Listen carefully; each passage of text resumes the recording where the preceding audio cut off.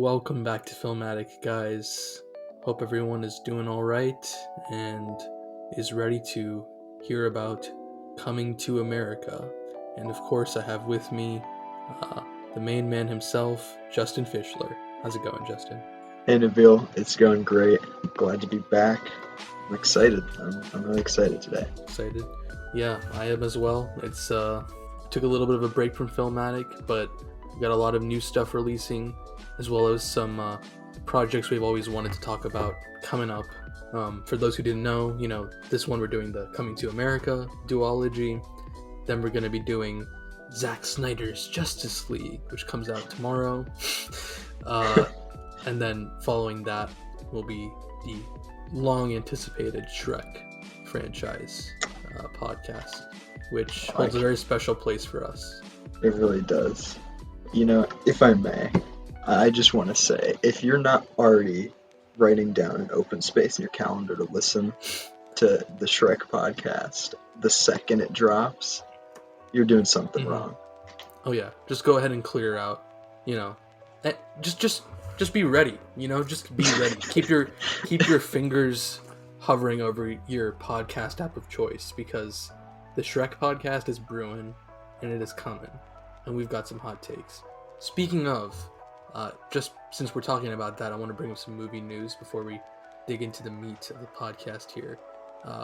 They announced today that there will be a Puss in Boots sequel coming out in, I believe it's September 2022, and that's big news because this is going to be the first movie within, I assume it would be within the Shrek universe to be released since Universal bought Illumination.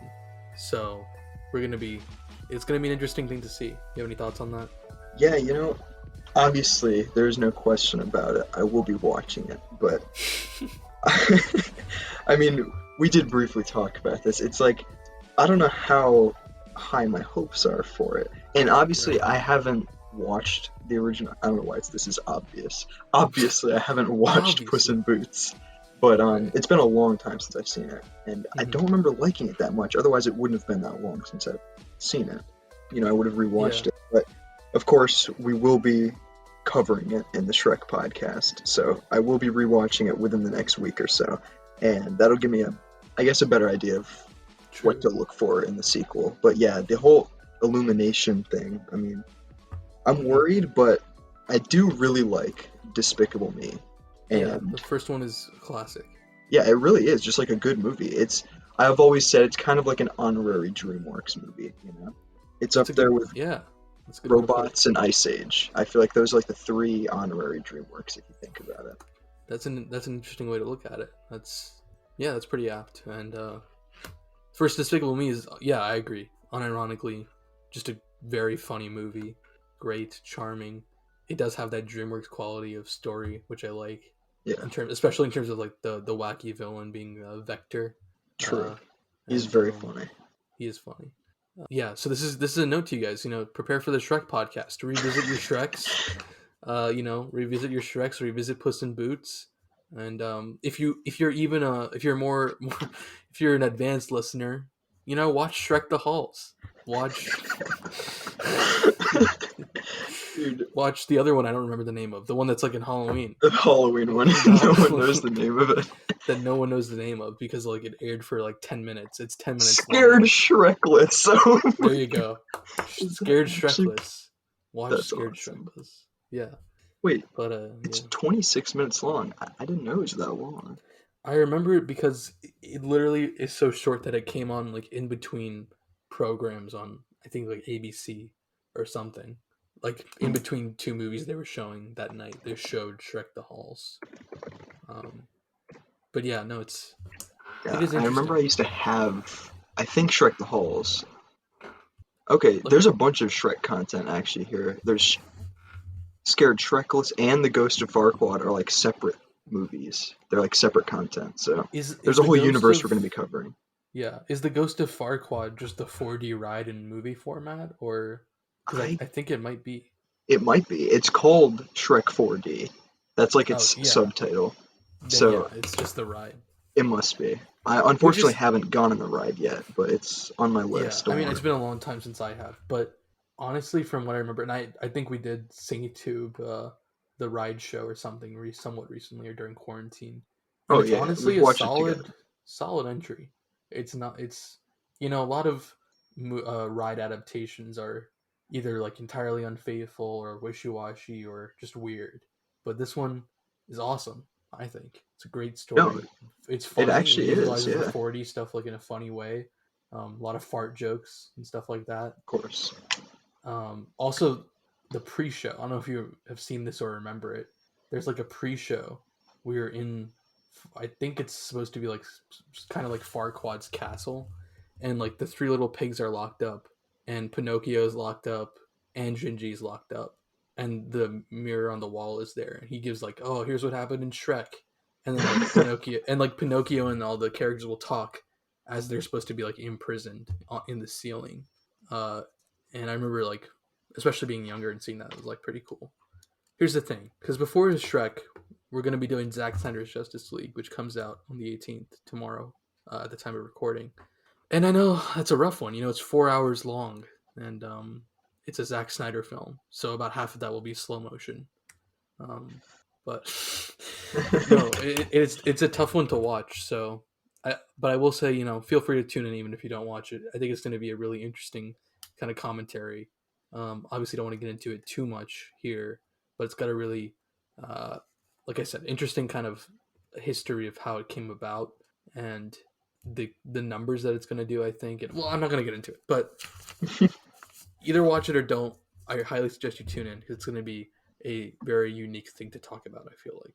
Do you have any thoughts about Snyder Cut, or are you going to watch it? Or are you going to I'll be kind honest. of? I feel like Yeah. everyone's always talking about this Snyder cut, and I'm always like, I feel like I'm out of the loop almost. Everyone always has these insightful comments and these like hopes and expectations about this movie, and I just literally don't know anything about it except that apparently Jared Leto was like sending used condoms and pig carcasses to the set. So That's. honestly, because I Sorry, also good. didn't watch the original Justice League. I Uh-huh. don't think I've seen a single DC Universe film. Really? And yeah, honestly. So it's like I kind of want to watch it specifically for the Joker lore, but Mm-hmm. it is a 4 hour commitment to something that I'm only like partially interested in. Well, I So, think that's a few things. First of all, the Jared Leto condom thing was exclusively just from Suicide Squad. Is like, oh, okay, okay, I didn't know yeah, that. yeah. No, that's when he was like, I'm getting into character. I'm doing method acting, just like Heath Ledger did, and he just It, like mailed condoms and like dead rats to like Margot Robbie and Will Smith. dude, that is so funny. I don't know why everyone's giving him such a hard time for that because that is so Joker. It Here's the literally thing: is. it is Joker and it is funny, but the I think his intentions and the way that he talks about it, I think, are what make it weird, I right? haven't actually Because heard him talk about it. What is his thoughts on his own actions? I mean, from what I remember, like it wasn't like he did it and was like, "It's funny," or it's something the Joker would do, and I thought it would be really funny, practical. Like he's just like psychotically almost like that's what I did, and that's like as a statement. You know what I mean? If that makes Right. sense, like it No, wasn't I think I do. played into or in any way, and it's not like he's like, if he. First of all, I don't think Heath Ledger would have done that, because Heath Ledger's like Heath No, no, Ledger's he like just got meth. addicted to heroin.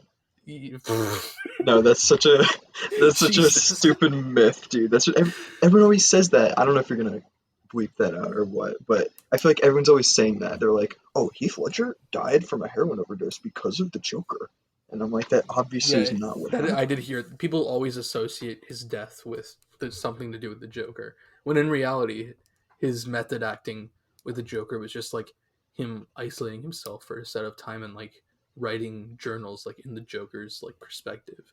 And Right. obviously, everyone knows from during that time and before that he didn't like go crazy because of it. Like he's just an actor. Like he's just a good actor. You know what I mean? So it's like Oh yeah, yeah. so yeah, I don't think that he would have done that in any way, because his method acting of becoming the Joker was a lot more of personal, and keeps it. I think that's the key to a lot of famous method actor stories is that they don't infringe upon other people. Besides, like people, other actors on set being like, "Whoa," because there's a famous story. I don't know if it's famous, but like there's a story that Michael Caine talks about in regards to Heath Ledger's Joker, where it's like the first time he saw him on set was during the party scene when the Joker shows up and he's like, "Where's Harvey? Where's Harvey? You know where Harvey is?" You know that one. Yeah. And Michael Caine's like, "Yeah, I was scared of him because like he hadn't seen him." But It's like that was a great Michael Caine impression.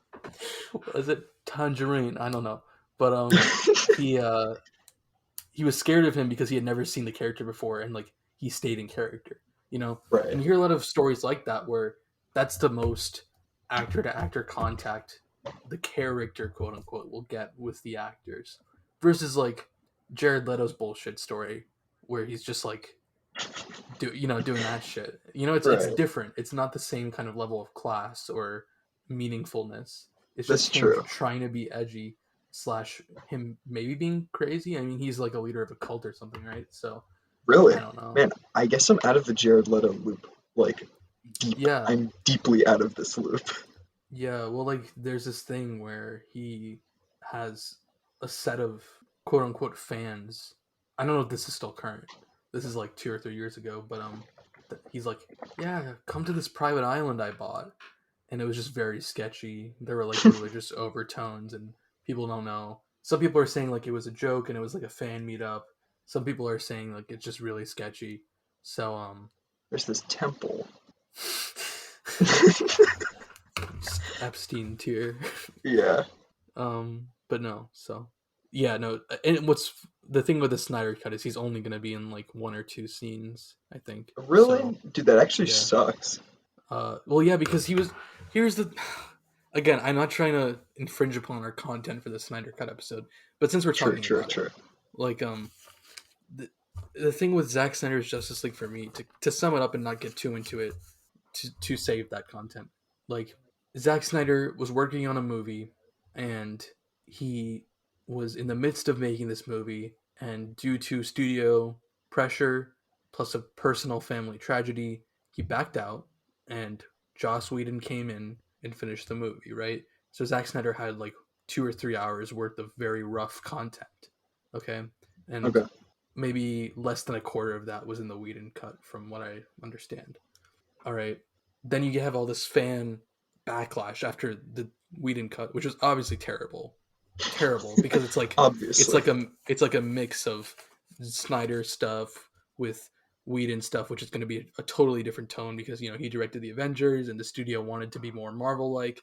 So it's this terrible, horrible mess, and fans are butthurt, obviously, because they were looking forward to this movie, and it's shit now, and it's getting terrible. It bombed. It was a terrible flop because they had to spend like an extra $100 million on reshoots with Joss Whedon because they wanted to change the tone up, and it's just terrible. It's terrible, right?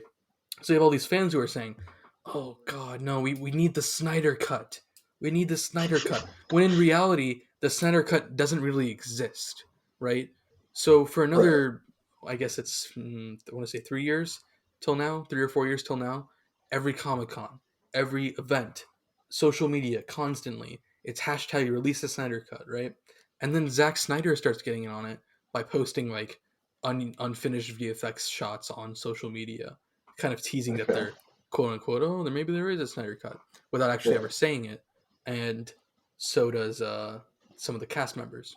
All right, and this just incites the fans more. All right, and then you have this thing now where Warner Brothers and the AT&T company are like, oh, we are going to be launching our own streaming service, HBO Max, and they come up with this genius plan. Well, we can capitalize on this and have Zack Snyder come in and release the Snyder cut, right? But the thing is, Right. it doesn't exist, right? So they spend another $100 million to let him finish VFX shots and tape 2 more hours of this movie using CGI and green screen and long distance stuff because of COVID. Right. Right. And now it's like, oh, we're letting him have his vision and stuff. and it's just this whole like scheme. You know what I mean? It's such a crazy like story of how it came to be, and that I think that's what gets me is like it never actually existed, but now fans are like, yes, we're getting the Snyder Cut finally, as if it was like sitting in a vault somewhere, you know? Right. Yeah. And I don't know. In terms of like the Joker stuff that I was talking about, like I read because they've been releasing a lot of articles and interviews with him, and uh, he's only like in one or two scenes, and it's just he's like, yeah, it's just something I wanted to see, and so I called Ben and Jared, and I'm like, let's just do it in my backyard, and we can like edit you guys into a scene or something. And then the studio was like, don't do that. And then they let them. But here's the thing: they never, because of scheduling conflicts. When you see this scene in the movie, Ben Affleck and Jared Leto are never actually in the scene together because they filmed it separately. So it's just Right. like a shot of Batman and a shot of Joker, and then back and forth, which is funny to Well, I me. feel like that happens a lot in movies. I feel like It I can't remember what does. it was. I remember seeing it was like some behind. I think it might have been like a Breaking Bad extras like YouTube video or something, Hmm. and it showed like a conversation between two characters, and it was just like one person and another person like separately talking to themselves, and they just like cut together, you know. So I feel like Hmm. it is funny specifically in this context because I feel like the I think context of the it's Schneider cut just makes yeah. everything a little funnier, but. I think it's funny Schneider cut. Dude, yeah, I don't know why. You gotta censor that, man. You gotta Dan censor that. Dan Schneider cut. What was I gonna say? No, I think it's funnier with this because half of this movie, like I said, because it didn't exist before, is already gonna look janky as fuck because it's Mhm. gonna be low grade CGI that's been made in the last 7 months. So I think that you get in the crappy like green screen that they're gonna use for both of them, and then you add this like cut back and forth thing with like we live in a society, Batman. It's gonna be very funny and like very shitty. Right. But no one. And here's the glorious thing about the Snyder Cut, and it's funnily enough, I don't actually watch. All right, I promise I don't watch Matt Pat regularly, game theory and stuff. But there was this film theory he did on the Snyder on the Snyder Cut when the trailer came out, and it's actually really interesting. I highly advise people check it out because it actually talks about all the stuff that I'm talking about and like how psychology plays into the marketing of this and how fans are feeling like they're getting something they've been denied when in reality it's just being created for them and they're being used as a Oh, business thing as it is, you know. yeah. Based on what you've explained to me, that sounds Hmm. like that's exactly what's happening. Oh yeah. Or maybe you're just using MatPat propaganda against me that worked on you. Who knows? At this It's point, well, I think the MatPat thing already kind of included my thoughts. It just added some like okay. data behind it and like kind He of he just happened to interesting. publish a video on it before you. But the point of the video was that whether this thing bombs, whether this thing is terrible, whether it's the same as the old cut, the theatrical one, or it's Right. worse, it doesn't matter because of the psychology of fans feeling like they're getting something they've been denied, and or they feel like Zack Snyder's vision is being honored and they're allowing him his vision. You know what I mean? Right. Um, Yeah. because of that, on a fan level basis, and to that point, some critics even will at least say it's decent and not bombard it with terrible reviews, right? And I think fans especially will be like, oh, um, That's true. or it's really good. Let's say it's really fuck it, maybe it's really good, and this is what they needed. And then same thing. People are great about blah blah blah, and maybe I don't know. It's just insane that either way, I think this will make them a lot of money. They will get a lot of subscribers for this. They will get a lot of support for this for any future thing they want to do, because the DCU they obviously fucked up. They could probably bring it back if they wanted to after this. I don't know. Maybe they'll give him another movie. Maybe they'll let him have another series or original on HBO Max. I don't know, but it's really interesting to see how the way that they're dealing with this, especially as parallel you have the Batman being in its own universe and James Gunn's Suicide Squad, which is coming out later this year, which is somewhat connected to the DCEU. No one really knows, but because it is all wishy washy. But like I said, it's all just a really interesting phenomenon situation. So yeah. Yeah. Okay. You might have to clear up a couple questions I have here. Yeah, sure. Because, again, in terms of the DCU, I am out of the loop. What is the James Gunn Suicide Squad? Is it in any way related to the pre-existing Suicide Squad? So technically, it's supposed to be like canon because there are returning actors from that. So like Margot Robbie's back. Um, the guy who plays Rick Flag, like the main soldier guy, he's back. Okay. One other person's back that I'm forgetting.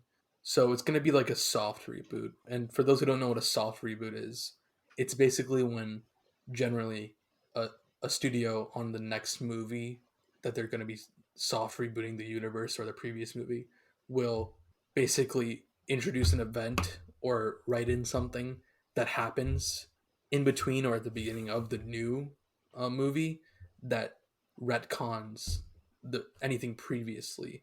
Wasn't there something like that in the the Star Trek universe Kind regarding the of, new but Star movies? Trek, yeah, it's kind of like really complicated with Star Trek, like Okay. just I was just stupidly trying to. complicated. Okay. I don't know why I can't think of one right now. I guess Terminator would be one, or like think of it like something happens in a superhero movie, and then in the next one, someone goes back in time and it rewrites all the events that happened, and only part of it Right. stays. So basically, it's a way for the people who are making the movie to keep what they want and get rid of what they don't want. To put it Yeah. simply, that's what a soft reboot Okay. technically is. So that's what people are saying about the new Suicide Squad that James Gunn is doing, because it's introducing like 10 new characters, but 3 are the same. So what'll probably happen is it'll be like the other characters died or they're still in prison, but these 3 broke out. Right? That could be Right. like on the Yeah. lower end. Higher end would be like something the Flash does in Justice League rewrite. You know what I mean? Some like back Yeah. because the Yeah. Flash goes back in time or whatever. But you get the point. So Is it this is the same loosely Flash from the canon. show? No, the Flash from the No. show. There's like a TV universe of DC and there's a movie universe. Okay. So like the Arrow show, the Flash show, like Supergirl show, those are all part of their own universe. I And see. movies are. But it's funny you mention that because, and I don't watch the TV shows anymore. I used to like in middle school, but I saw recently that they had the movie Flash crossover into the TV Flash. Really? Yeah, Is the movie out? the Flash movie, no, but they're Yeah. working on it.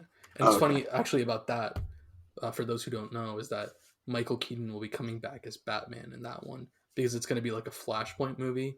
And I don't know if you know what Flashpoint is, but basically, it's this event that happens somewhat differently in different DC properties where the Flash goes back in time, usually to save his mother from dying because his parents died, or his mom died when he was young, right?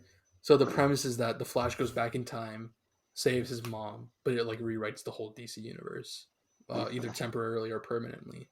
And they've confirmed that that is what the next, that's what the Flash movie that is being worked on right now is going to be. And they've confirmed that to some capacity, Michael Keaton's Batman will show up as part of this like multiverse that is shown in the movie, which Huh. will be really interesting. That is interesting. I feel like a lot of like studios are like going for this multiverse thing, right? It's It like, is weird because they announced that one this summer, and then like a month after that, you have all these reports coming out now where it's basically confirmed that in the Spider-Man movie, yeah, the newest yeah. Spider-Man movie, there's going to be a Spider-Verse kind of multiverse thing opening up. Well, actually, the next Doctor Strange movie, directed by Sam Raimi, is called Yes. Multiverse of Madness. So, Okay. Well, yeah, I forgot that's about that pretty on too. the nose. Yeah. So it's interesting because like they're coming from a place where no one would have dared to do this before because there's this fear that, and probably somewhat rightly so, that the general audience, the general public, won't know what the fuck's going on and won't know what movie to see or if they want to see the movie because there's like, you know what I mean? Like you're trying to get a huge demographic of the population to understand that there's 3 Batmans and there's, 4 Right. Spider-Mans and shit like that. So it's interesting There's that now 8 Jokers. there's Hear me out. uh there's so now they're feeling confident enough, I guess, with both these properties to start doing that, which is interesting. And they can get really messy, so see if it works out. Yeah. I'd love to see an Impractical Jokers multiverse crossover. Oh, I don't know if we're ready for that as a society. You know we live in a society. We're supposed to act in a civilized way. Real ones know the original quote. Yeah. If you Alright. know that quote, send me a DM on Instagram. If you know that quote, you win the giveaway. Alright. Is there a giveaway? There always is. No one ever comes up. Dude, okay, here's the thing. And I've obviously talked to you about this, but I'm always like a few episodes behind when I watch. Mm-hmm. Sometimes because of just like time, like I just don't Yeah. get around to it or something. So I hear the giveaway and then I go and obviously someone's already commented it because it's like been like a month. So Well, you must be thinking also of I'm not allowed to. Yeah. I'm not allowed to either because every time you give the giveaway like special word, you have to include the little, bottom text that says like, if you've been on the podcast before, you're not allowed to redeem this. Honestly, I'm thinking of revoking that just so that So- I can get rid of my Planet Earth Right, Blu-ray DVD. right. And also because it's sad. It's a little sad. Maybe yeah, I sent Kevin the Bad Boys DVD and he never responded.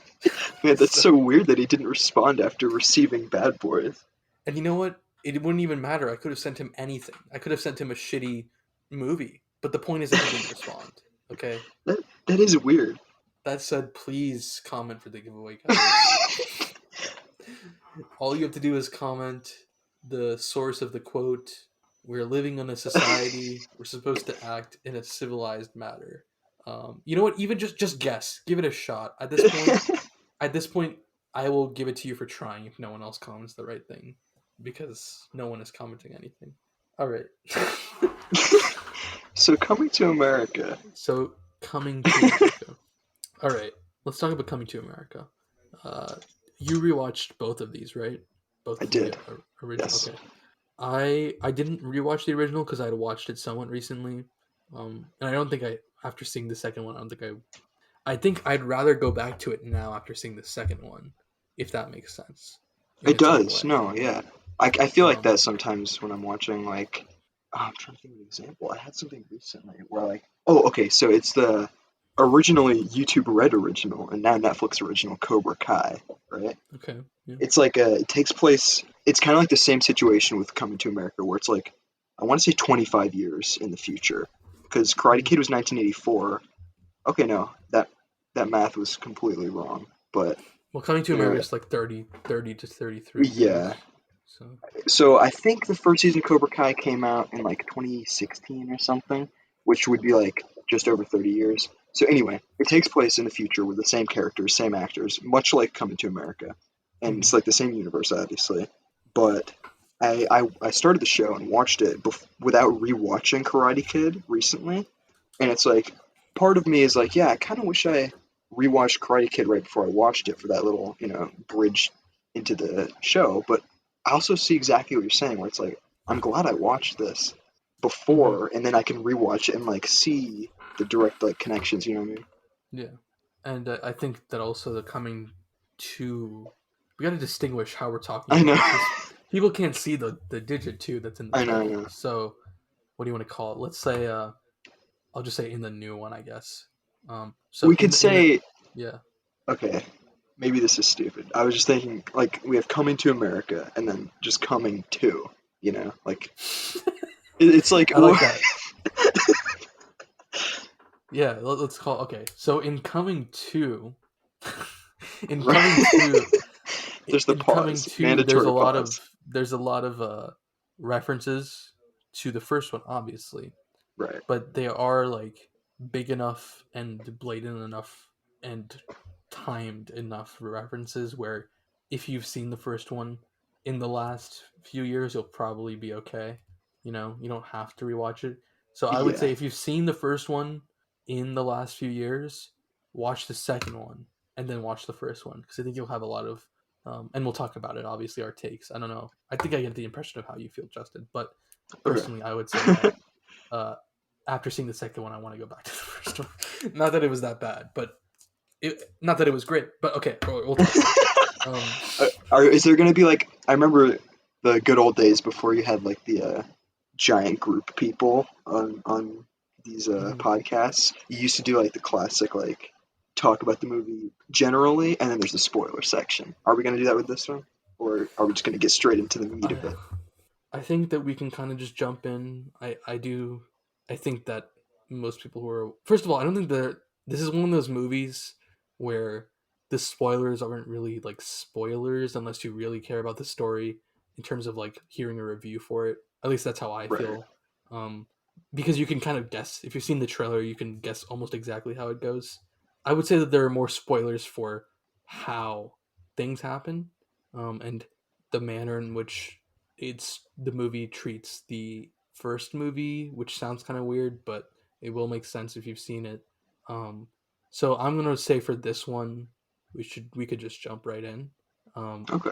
and like we can hold off for very specific, like maybe like huge things that happen at the end or stuff like that maybe.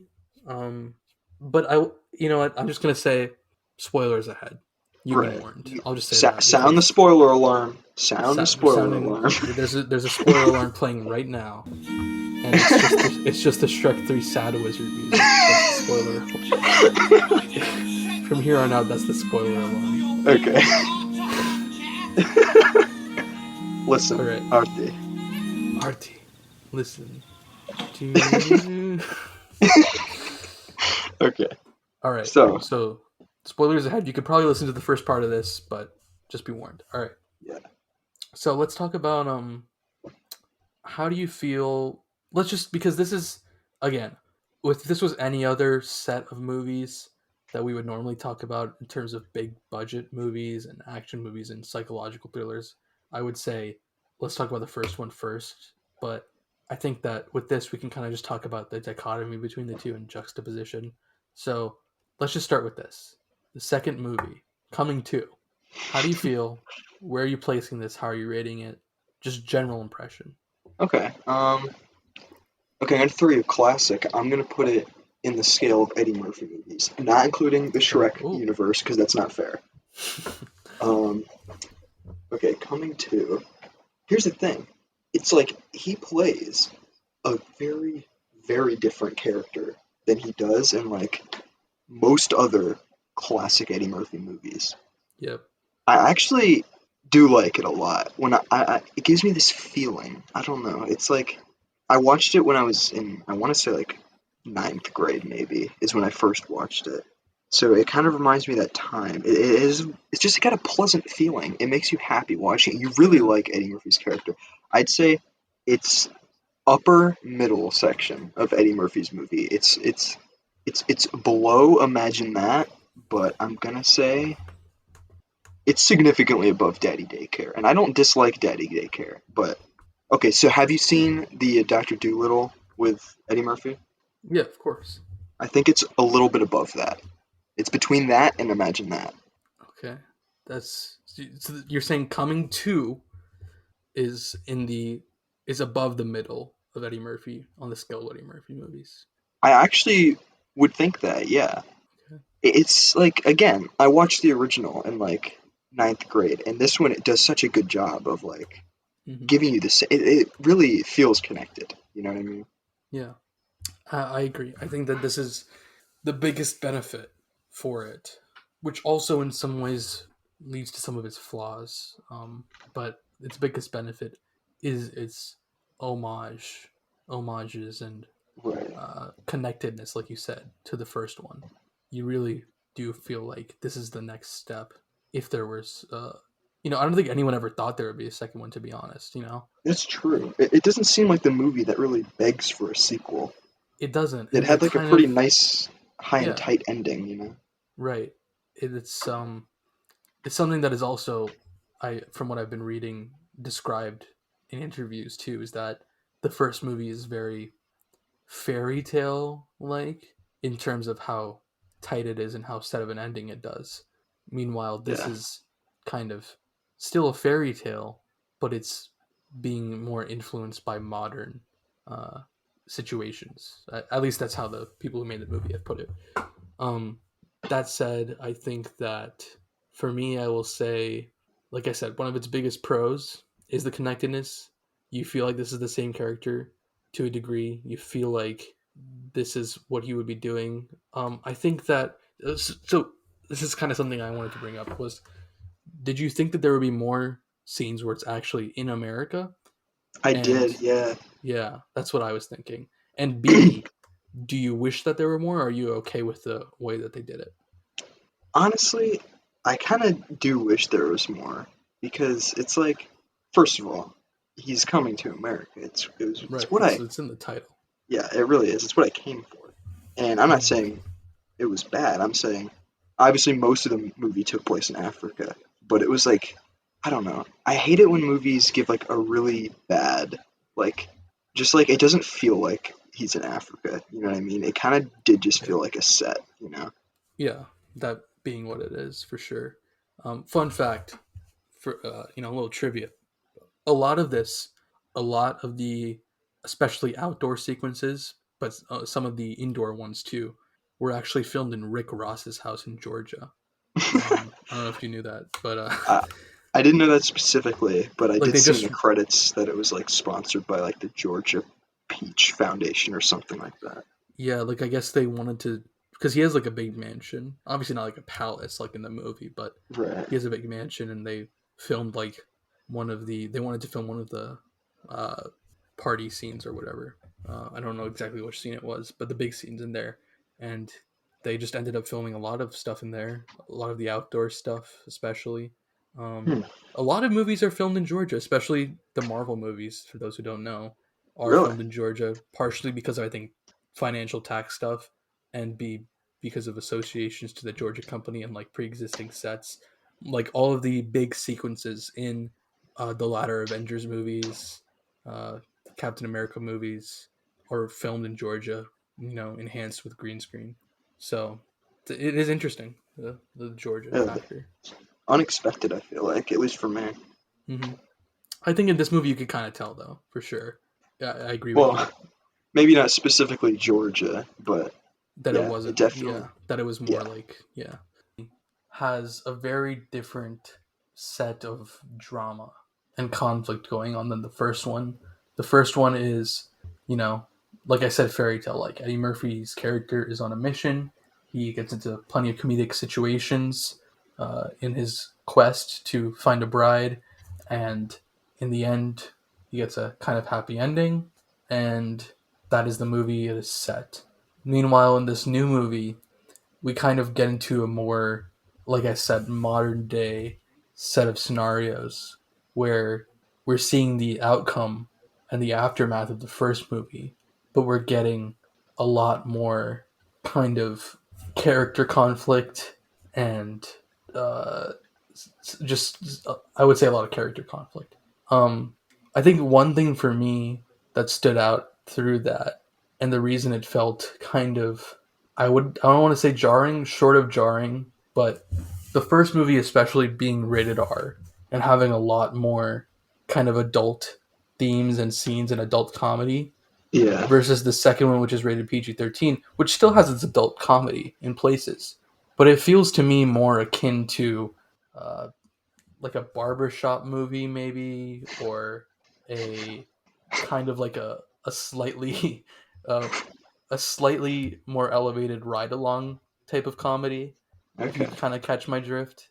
But I don't know, how do you feel about that kind of thing that's going on? Do you wish that there was more of a do you wish that they could say fuck more I to honestly, yeah. I do.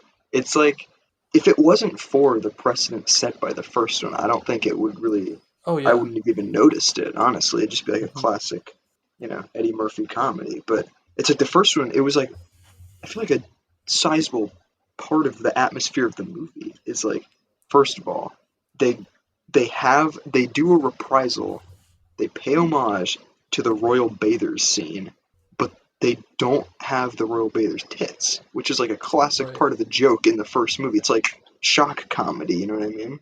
hmm It's like I don't know. It's what's the point? I mean, obviously I know the point is to just like expand the audience to make more money, but And you see that in the themes too, especially in oh, terms of expanding definitely. the audience. Like this could have been a lot more, like I said, kind of elevated in the conflict and more adult like. Yeah. Meanwhile, this is definitely aimed to catch some of those older, young adults audience, people who, like I said, I don't like using the comparison, but and just in terms of the sphere of that kind of comedy, like, you know, your barbershops, your ride-alongs, and stuff like that.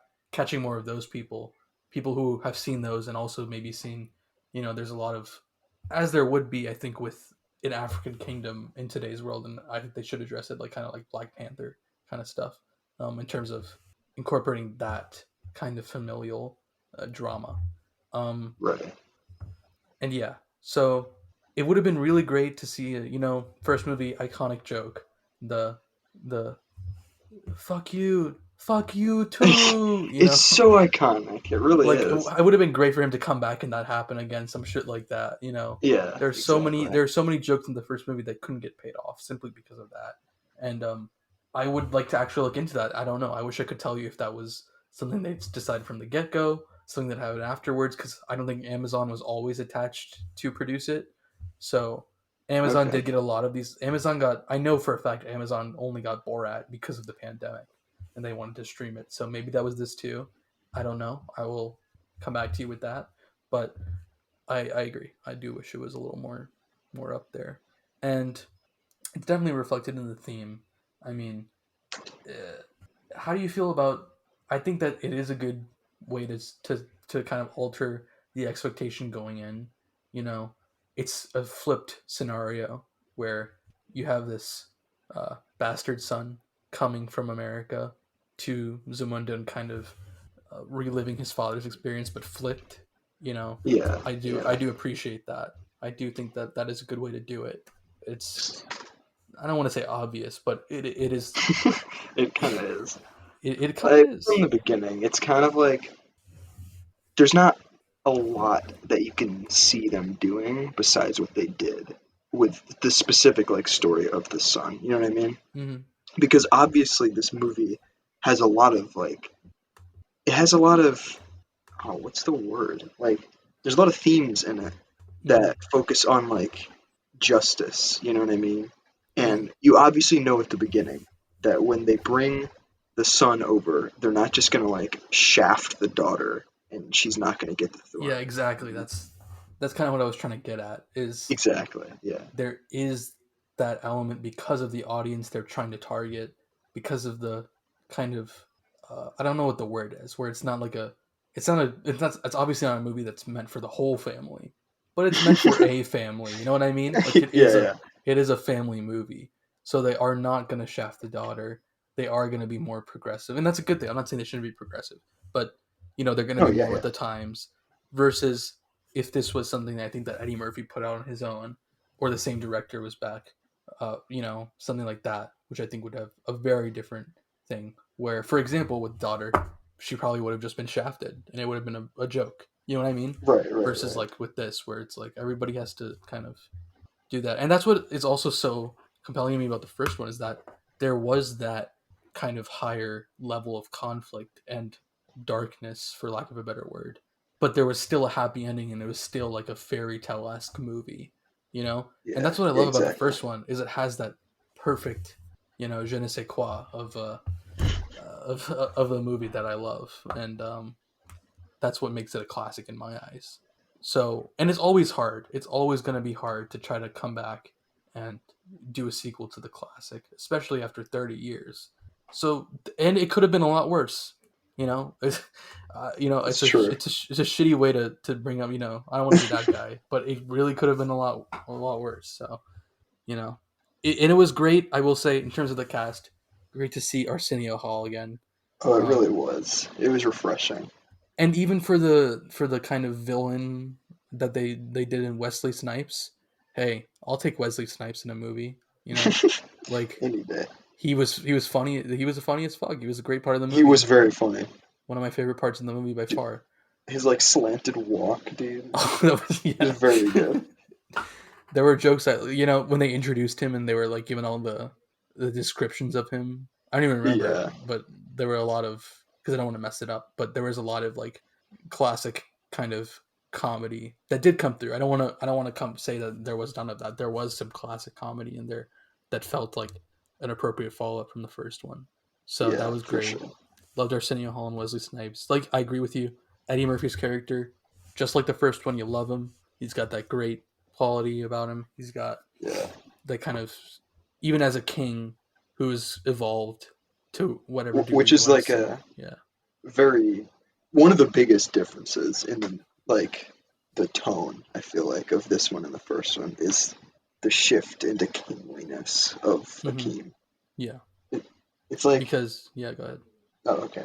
So it's like, obviously they're doing the whole thing where he's like taking steps towards becoming more like his father than like the Akeem we know from the first movie, where he's becoming more strict. He's like reliant on these old traditions and Think it's easy to be like, oh, why isn't he the same as the end of that movie? Why is he reverting into this kind of James Earl Jones, becoming like his father? right. But I think that's actually like, obviously it's necessary for conflict, but it does reflect, I think, just real life where people become more like, people say they're not going to become the way that their parents did, and then they just end up becoming like it.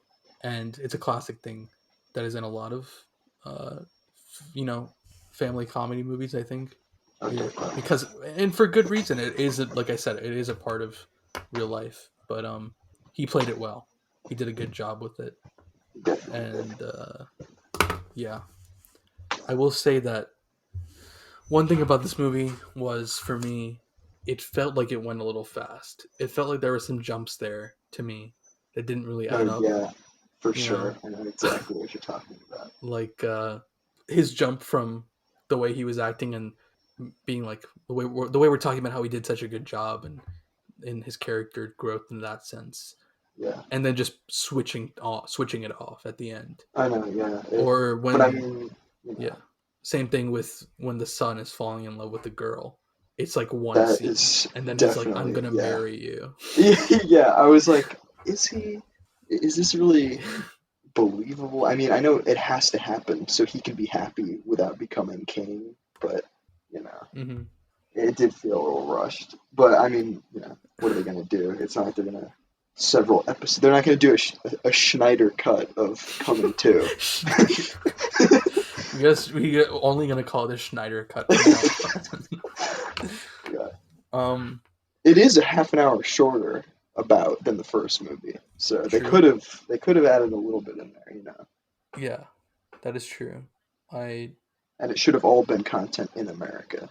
That extra half I an hour. agree. I totally agree. That that is the biggest. And the thing is, they also advertised it like it was. It's a classic. I know. Like it was totally advertised like, oh, Eddie Murphy and Arsenio Hall are back at it again with their adventures in America. I know, dude. That's another thing. It's like, can we talk about the elephant in the room? There was like not even remotely close to enough Arsenio Hall content in Yes. Coming Two. It Yes. was like he had like 2 minutes of screen It time. was messed up. But also, it was all great. It He was all was great. It easily was one all of the great. best parts of the movie. Yeah. Funny shit. Even the scenes with like the kind of little scenes he had with the son's uncle and the Trevor Noah TV character, True. Yeah. which at Yeah. first I Yeah. was like, oh, I don't know if I'm gonna like this because it's so I know. funny. But I did like, almost purely obviously because of Arsenio Hall. But they're also all good comedic actors of their Yeah. own merit. Um, but yeah, there should have been a lot more Arsenio Hall alongside with the America stuff. Perfect amount of Wesley Snipes, I think. And That's that's true. another, that is another part of the thing I'm talking about, where it's like how it gets resolved really quickly. Oh, that felt more so than anything else in the movie. It That was might have like been the biggest one. it was like literally almost not even almost. It was like take you out of the movie tier. How Yes, ridiculous that was. It's like literally. they punch him and he falls over and he's like, "All right, guess I'm a good guy now." Yeah, they're like, I don't know. he's like, yeah, I'm gonna take over your country, and they're like, ah, and they fight him and like two other guys. I know. It's like he's a warlord. You don't just Like, where are beat the guns him at, bro? I in thought hand-to-hand combat. that's another thing that I was thinking of that obviously wouldn't have happened, but maybe would have happened if it was high, or an R-rated, you know, directed differently movie. Is like if he just pulled out a gun and like shot someone, you know what I mean? Yeah, Because he's a exactly. warlord. Yeah. um, but yeah, then they just punch him and he's like, "Okay, I'll listen now." And then the next time you see him, He's like he's smiling, just like like yeah, we've opened up peace talks, peace trading with your company, with your country. you know, and Yeah. it's just like resolved in the next It's scene. a country, not a company. So don't play it like Monopoly. I will Yeah. reach across this aisle and bitch smack you as equals. By the people, of the people, for the people. Eagle. Yeah. Anyway, Little bit for my ERB fans out there. let's talk about fan service. Speaking of fan service, are we going to talk about how, like, I know obviously it wasn't like a huge amount, but there was probably like a solid 5 minutes of just reused footage from the first movie. You There, know? well, there. Here's the thing. I would say it was more like, at least it felt like. Maybe you're right, but to me it felt like 2 minutes of old footage and three Okay, minutes of the de-aged footage. that's true. That's true. I will admit, I actually really liked the de-aged footage because who's going to complain about Arsenio Hall content in America? Literally. You know, And they but to give them credit, they did a good job of blending the two they did. to They the did. point where obviously it's going to be noticed, but it didn't take me out as a lot of other DH portions do. No, honestly, a lot of it was like when they were in The club. yeah. Like when Arsenio Hall went up to the two women at the bar, right? Mhm. Like it was like completely believable that that was shot at the same time. I guess obviously there's a little bit of a suspension of disbelief, but you know, Just a little bit. I think that they've almost perfected it for sure. yeah, for sure. Like there's just a little bit of like, oh, his face shouldn't be that smooth in both of them, but Right. besides that, excellent work. It was good. Excellent. Also, if the going for that premise is like questionable in terms of the way that they did the bastard son thing and how it kind of came out of left field, which is fine, not a big deal. But the way they went about it by using that old footage and coming up with this little bit of a this extra plot, well done. I'll say, well done. Good blending. It didn't it didn't enrage me as I think it would have on paper. You know what I mean? Right. So I will give them props for that. Also, speaking of one of the biggest calls back to the first movie slash fan service, which also one of the best parts of the movie for me is the barbershop Okay. scene. Classic. All those It's characters. classic. It Yeah. literally feels like it is 30 years later. You know what I mean? There's no like Yeah. question about it. Eddie Murphy and Arsenio Hall came back to those characters perfectly. I know. Great. They had some funny jokes that I actually laughed at, you know, Yeah. as I did in the first movie. Even some modern jokes, the when he's like, "Hey, they can cut your penis off and make it into a vagina." Science. I laughed at Yeah. that. Yeah. Like that was some funny shit. So props to that. All the and that is really what Eddie Murphy and Arsenio Hall. I think it's crazy that they're still so good at it. Is being all those side characters Yeah. I and know. like making it believable. Yeah. It Love that. was. That's some really classic vintage Eddie Murphy and Arsenio Hall content.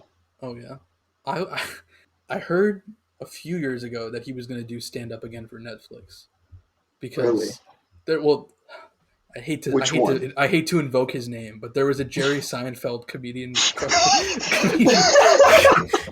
comedian cars getting coffee clip from like 2016 or 17 where he's talking to Eddie Murphy was on an episode and he's talking about coming back to stand up, which still hasn't happened, but I hope it does happen.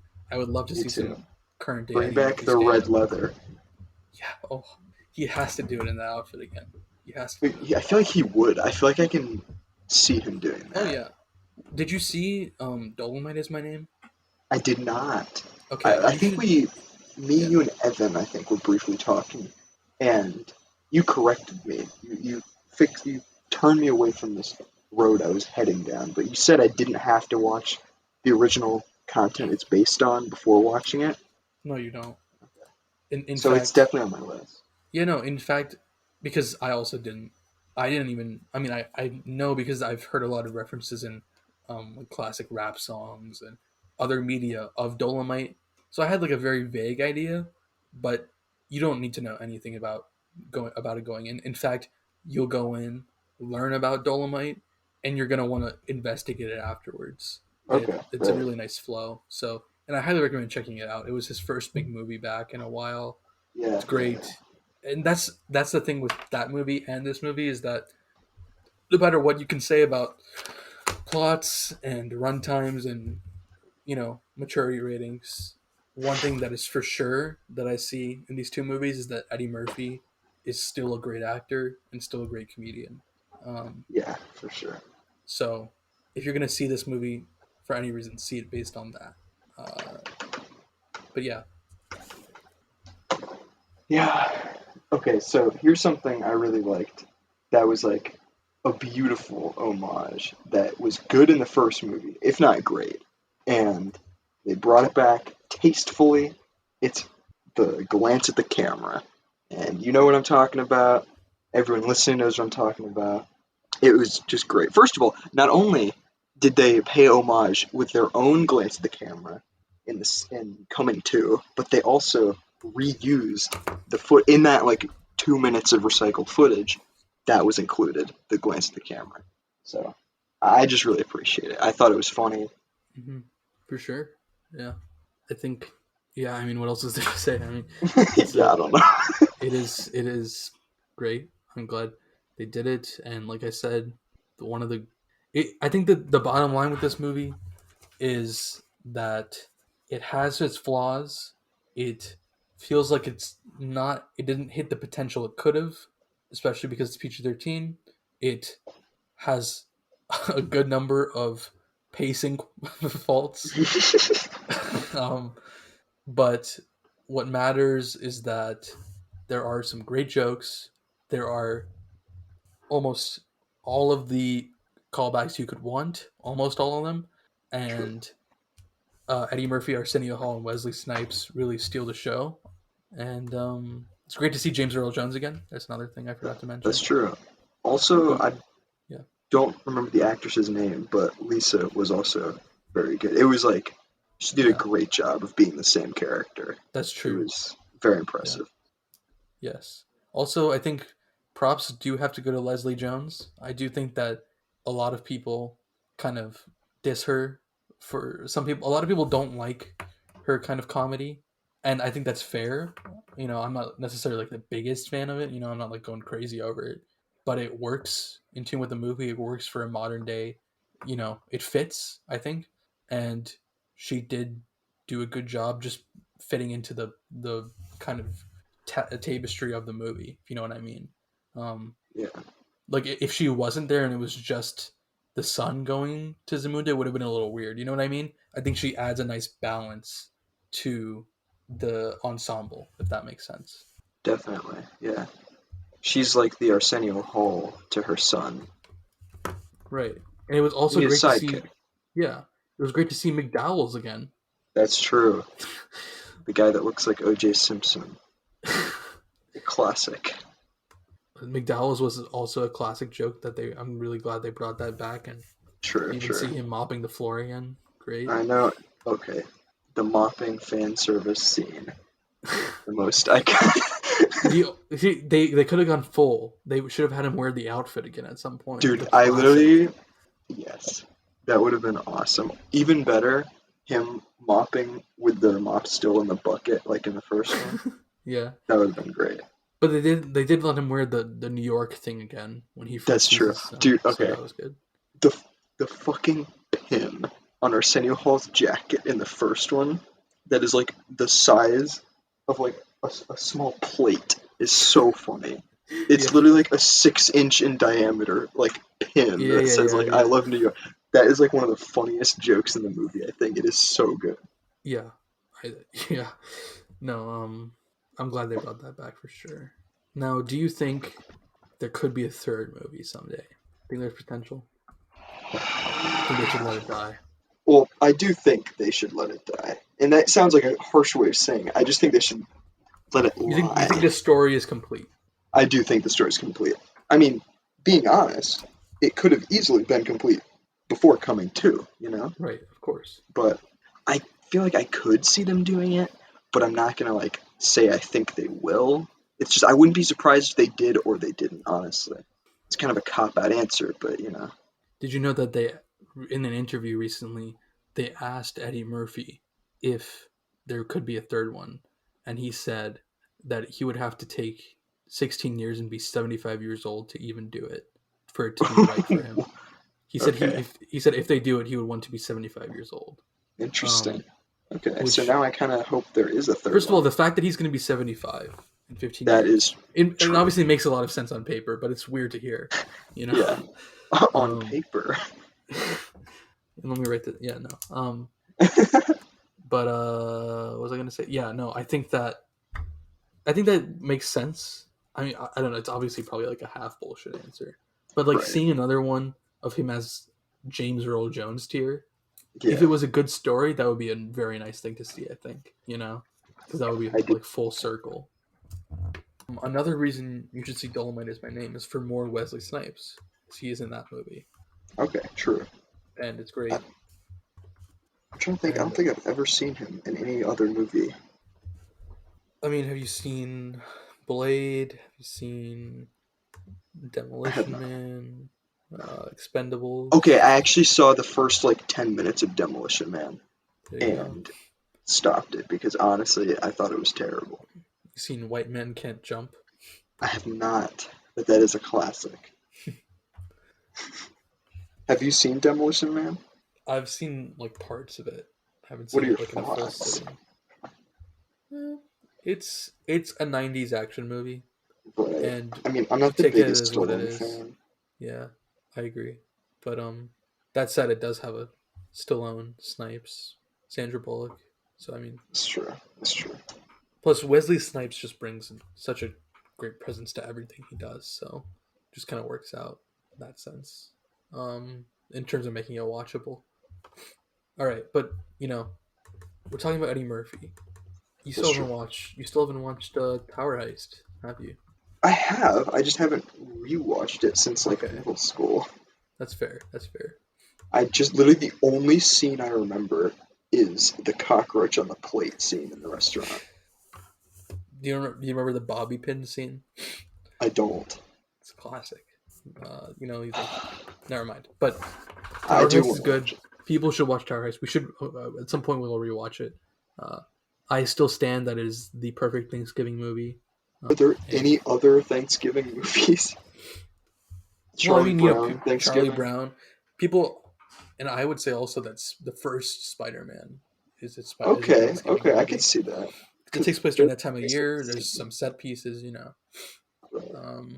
But I don't know. It's just a thing that people say. Same like there's no such thing obviously as a Thanksgiving movie or even a well, I guess Christmas movie. There are actual, you know, people watch Elf and shit, you know. Um, Right. but I don't know. I wonder if Eddie Murphy's gonna do more after this, or he's just kind of I definitely think he will. I've think been he will. noticing, I feel like actors from like an older generation of film have started to like make a comeback recently. Hmm. Like again, classic. I can't think of a single fucking example, but I've like been cultivating this theory for the past like almost a year. I remember I was in New Zealand when I thought of this. And it's like all these actors, like for example, before Dolomite, Eddie Murphy hadn't been in a movie for a while. So he did. Well, I guess we're not counting Shrek. Shrek the Third was 2000. Shrek Forever After was 2010. All Okay. right. Tower Heist is 2011, and he only has two movies in between that and Dolomite. One is 1,000 Words, Oh, it's a classic actually. and then which is 2012. So you could group that next to Tower Heist. Right. All right. So then you jump to 2016, and he's in a movie called Mr. Church, which Okay. I guess would technically be his big, somewhat comeback, more or less, given that there's a 4 year gap, Somewhat. right? But then And there's then also yeah, when was Dolomite? 2019. So 3 years Okay. after Mr. Church. Right. And given that most people haven't seen Mr. Church, and I forgot it existed till this moment, I think, That's true. you know, you can pretty much say between 2012 and 2019, he was fairly inactive, which is, you know, 7 years is a long time. Yeah. I had never even heard of Mr. Church. Have you seen it? No, I don't even, yeah. And yeah, he wasn't in any TV. Nope. Just Comedians in Cars 2019. It's Ooh, funny. okay. His last two TV entries are the newest one being 2019, Comedians in Cars, Right. and then before that in 2010, Donkey's Christmas Shrektacular, the TV special. Okay. That's incredible. The two most important pieces of media available to America. He was in both of them. Okay, real question. Are we gonna have a 6 hour fucking marathon episode of us talking about comedians in cars getting coffee, Seinfeld, and Curb Your Enthusiasm? Yes. I'm down. And It's gonna be obviously, tough. all of Seinfeld's stand-up. Oof. Oh man, that's gonna hurt. It really is. There's this funny thing that actually Casey had pointed out to me I didn't really know about. But he's done this joke in every special he's done, essentially. Till the most recent one, which came out during quarantine, I think, right? The one on Netflix. And Really? yeah. I knew there was a new one a few years ago. I didn't know there was a super recent one. I'm gonna have to watch that actually. Yeah, but he does this joke he's always done, but he's just variated because of technology. But it's about since phones came out, right? Since cell phones Right. came out, in the 4 specials since then, or however many it is, I don't know. He's done the same joke, and it's the French gay king joke.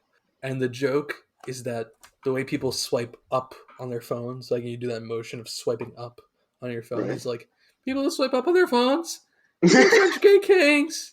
And that's the whole joke, is he just does the motion. He's like, the French gay kings, and he does the motion. Oh, that's It's a funny, like, cringy thing to see. Like, yeah, you should that see is this like video. Yeah. as his joke, cripplingly unfunny. And like to As a keep thing that we reusing can it. watch. Oh, dude, it gets funnier.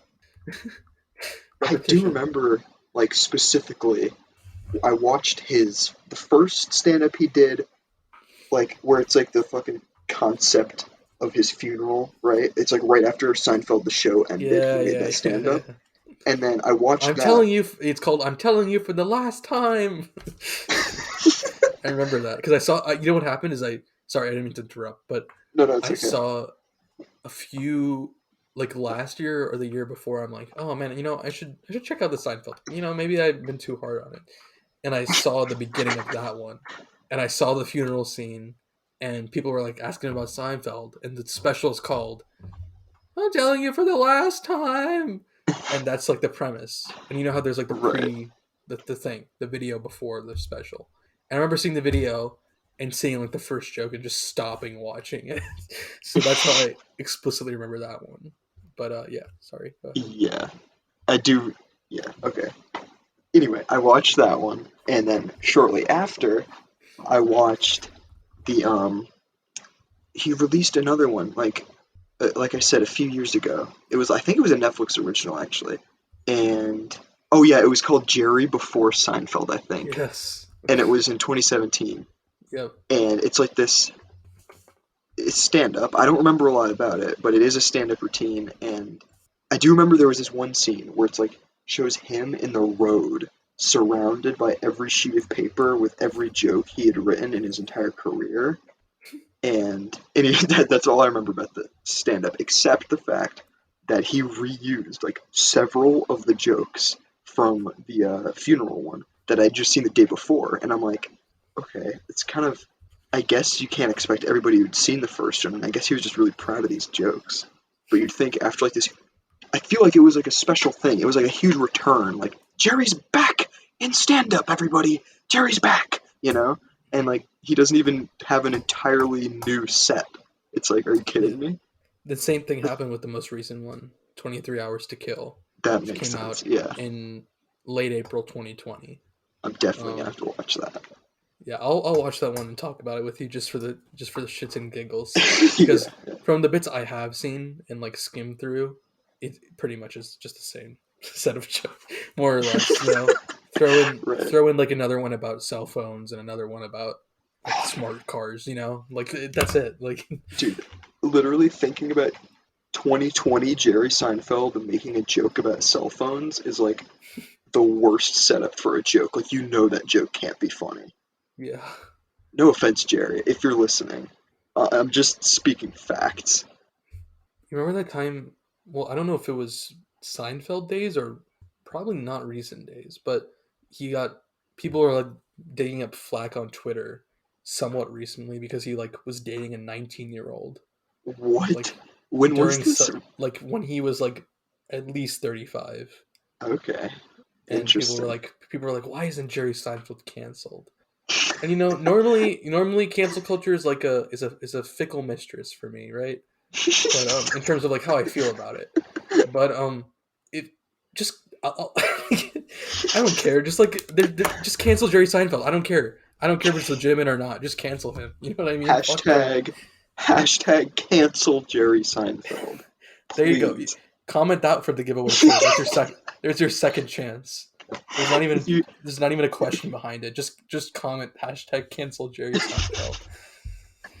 comment hashtag Jerry Seinfeld in tandem with your guess as to what that quote we said earlier that you're gonna have to go back and There you listen go. to.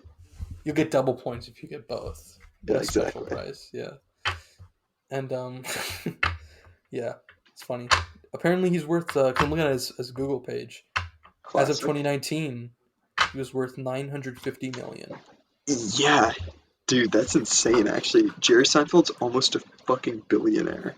He probably is by now, I imagine. That was That is true. 2019. That is true. That was 2 years. Here's the thing. Fun fact, completely unrelated, but thinking of people who don't deserve to be billionaires, Notch from Minecraft is an actual billionaire. What? Yeah, Marcus Persson has $1.7 billion. Uh, Is that not? It's like so surprising to me. And it's yeah, well, specifically, I think the majority of that wealth comes from when he sold Mojang to Microsoft. mhm, That was like the big deal, I think. What put him yeah. into being a billionaire. And it's not like I don't like Minecraft, but it's like, first of all, no one really deserves to be a billionaire. This is a whole It's whole true. discussion we can get into. It's true. He's The been. thing is, I think anyone who listens to this podcast probably agrees with you. You know what I mean? I don't That's think we true. are such a diverse set of listeners that For now. I'm not For listening now. to Filmatic. Like, What the fucking fuck? fucking I deserve to capital, be a fucking billionaire. communists, fucking Right. communists. Yeah. No, I don't but know. Once we break into the mainstream with Filmatic and people are listening to the old ass episodes, they're like, "Oh, Coming to America. That's an old episode from like 10 years ago," and they listen to it 10 and they're like, years "What?" ago. Yeah, right. They're like, "What the fuck? This is a communist podcast that I've been listening to." Oh my god. But more, Notch himself has made a bunch of like super controversial far right tweets, including like homophobic, transphobic, anti-Semitic, all kinds of like crazy, Mhm, unexpected tweets from the dude that created Minecraft. It really threw me for a mhm. loop when I went down that rabbit hole that one day. I was like reading all this shit. I'm like, oh my god. It's funny. It's so interesting the kind of current state of social media and technology where you can dig up so much on anybody. You know, Even like Shia LaBeouf. you. Just trying to be nice to you, motherfuckers. Guys, please look up Shia LaBeouf racist rant. It's gold. It's gold, but it's sad. Oh, it's sad. It's sad. It really just makes me upset knowing that it happened. You just wanted a cigarette. He literally just wanted a cigarette, and you just But you fucking had to. arrested him. Oh man. I came up to you, I asked for a cigarette, you said no, I said word, and then you just fucking arrested me. I love that it's an actual quote. I know, it literally is. Oh my god. No, but also something interesting of note that I'm reading here. Going back to Jerry Seinfeld for a second. Alright. So by the 9th season of the show, probably before, but just examples of the 9th season, Seinfeld made $1 million per episode. And he also gets a share of royalties, obviously, right? But the Right. co-stars only got 600,000 per episode, and they get no shares of the royalties. So the Damn. only people who get shares of the royalties are Seinfeld and Larry David, apparently. So you're saying they got paid the one time and they're not making any profits from it anymore? Directly from TV royalties, they are not making any current profits. Now, Damn. maybe they're getting it in a different way. You know, a lot of contracts True. get like merchandising things, or DVDs count differently or something. So I'm sure they're probably getting something, but it's crazy that because the royalties are absurd. It's Oh, an I'm sure. absurd number. of money that Seinfeld and Larry David are getting. Oh, dude, when I buy the Seinfeld box set for $250. There you go. That's Michael Richards' lunch right there. You just paid. Yeah. I essentially funded his outburst at the Laugh Factory. It's your fault. Okay, so I just looked it up. It's $150, not $250. And right now, everybody listening, if you go to Amazon, you can get the Seinfeld Complete Series box set on sale. You're saving 40%. It's on sale for $89.99. I'm just saying. There you go. If you wanna help Michael Richards with his next stand-up performance. I'm just trying to figure out how much Seinfeld makes. Okay, apparently, A second. supposedly, Jerry Seinfeld and Larry David make $400 million a year from reruns, Damn. and Wait, the other what? actors.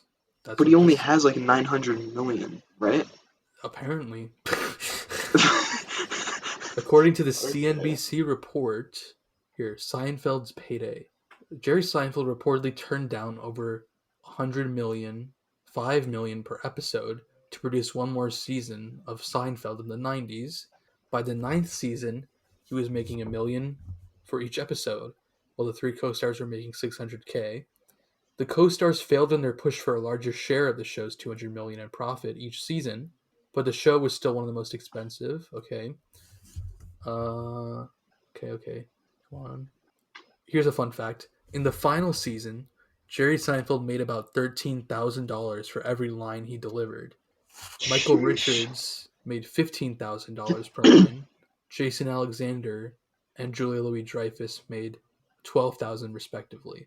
Goes to show how little Kramer was in the show then, to be making $600,000 and making more per line than Jerry. Yeah, I mean, I guess they kind of, partitioned him out. I guess I don't know. Right. He definitely is a character I feel like you don't want to overdo, which I think they kind of did at some time. But that's for the Seinfeld episode. This is worded really weirdly, but I think what they were trying to say is that from the cut that he's been making since 1995, he's made over $400 million. Okay, I see what you're saying.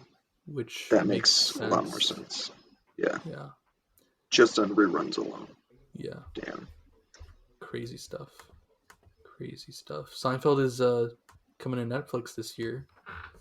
Yep. It's moving from Hulu. Thank God. Fuck Hulu. Not fuck Hulu. Hulu's probably actually a pretty good service. I just don't have Hulu. But I don't know, man. There's like 2 levels, right? That you have to pay for, and if you pay for the cheaper level, you still get fucking ads. You still get ads. That's what breaks me.